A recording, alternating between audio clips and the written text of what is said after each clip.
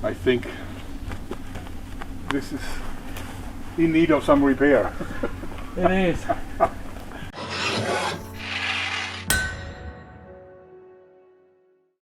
Hi, it's Todd at Todd's Workshop and Todd Cutler here, back with Jörg Sprave, and I thought I'd show him this because Jörg is filming on the same location, the same farm that 6-7 years ago I built this with another team of engineers for another TV show.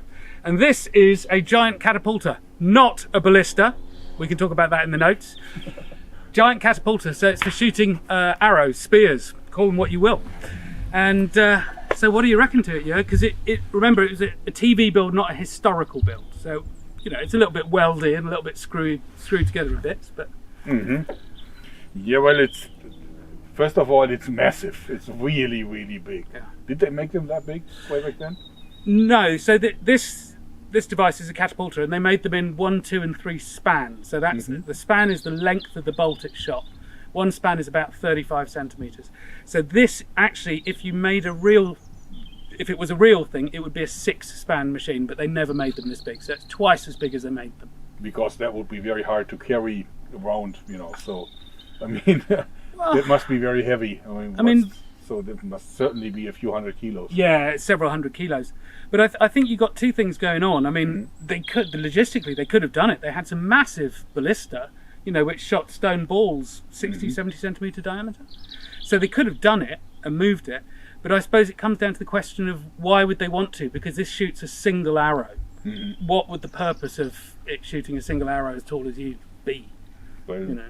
Well, normally it's hard to. I can understand why you want to shoot really big balls. It's a siege engine, really. You know, so you want to kick in a door or bring down a wall or something. But a long arrow like this, I mean, this would definitely have a huge amount of penetration power. But who was that well armored? Yeah. No, exactly.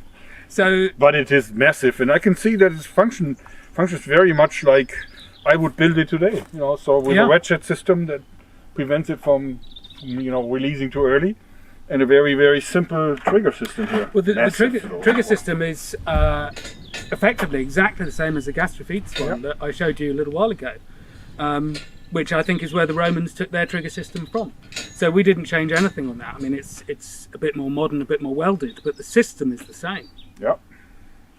And you probably put in wooden rods into here because that is too short for it. Well, we actually had steel bars, I think. To load this, it took two of us, both hanging on the bars at the back to get it, and it wasn't fully tensioned. You know, we had because we filmed it.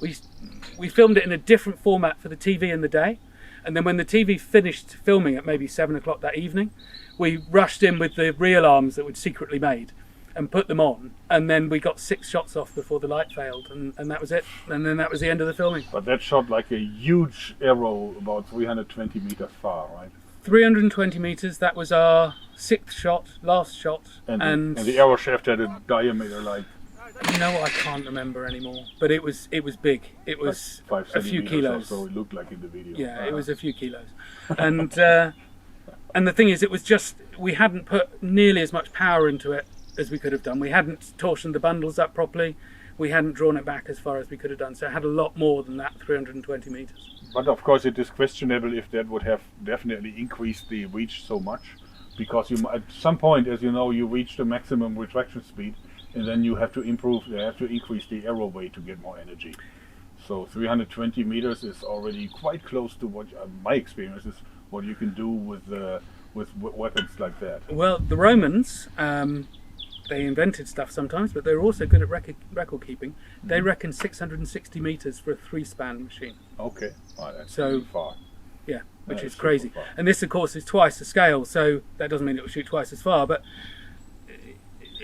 you would imagine it would be somewhere in the 600-meter range, which is extraordinary, absolutely extraordinary. I can't comprehend how you can make an arrow shooting device do that, really.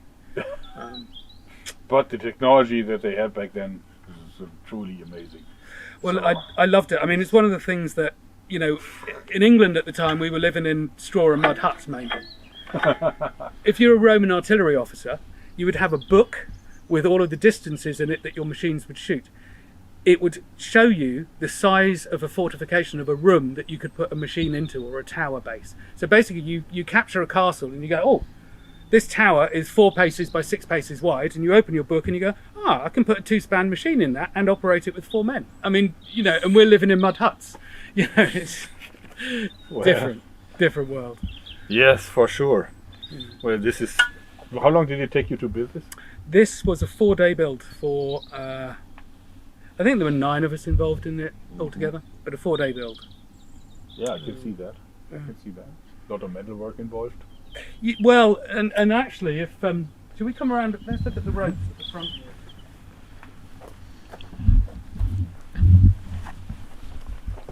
So you pre-tense it by turning these things, right? Yeah. Would you like to use wrenches for that, or how would you turn this? Yeah. So we made massive wrenches for turning these sort of capstans here. But if you look at the rope bundles as well, you can see very often on when people make a ballista or a catapulta, you see an enormous amount of twisting on the cord bundles. And here you see almost none. No twisting. No? None. And I'm not even sure. This might have been how it was when we left it 6 years ago. Why would it have turned? Yeah, why would it have turned? Yeah. So actually what you do is you put the ropes themselves under an enormous amount of tension as you're feeding the ropes in. And twisting these capstans at the bottom only adds a bit to it, you know. So you shouldn't, if you've made your ballista right, you won't have that. So that's a myth coil. that they were They just twisted. weren't like that. Okay.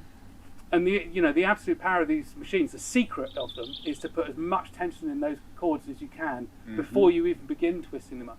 But anyway, so that was alone, putting the string into this thing, the rope into this thing, alone was a day for 6 of us, something like that. Yeah, no kidding.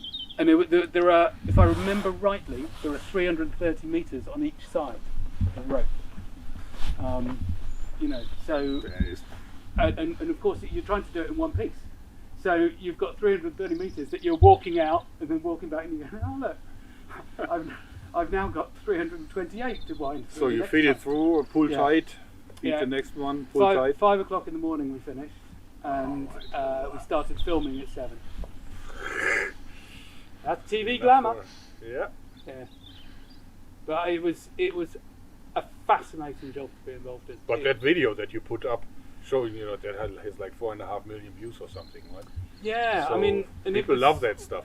So, but it was an off-the-cuff filming. It was a shame. It was a wasted opportunity because I don't think I was even doing YouTube films then. So that was just a bit of old footage.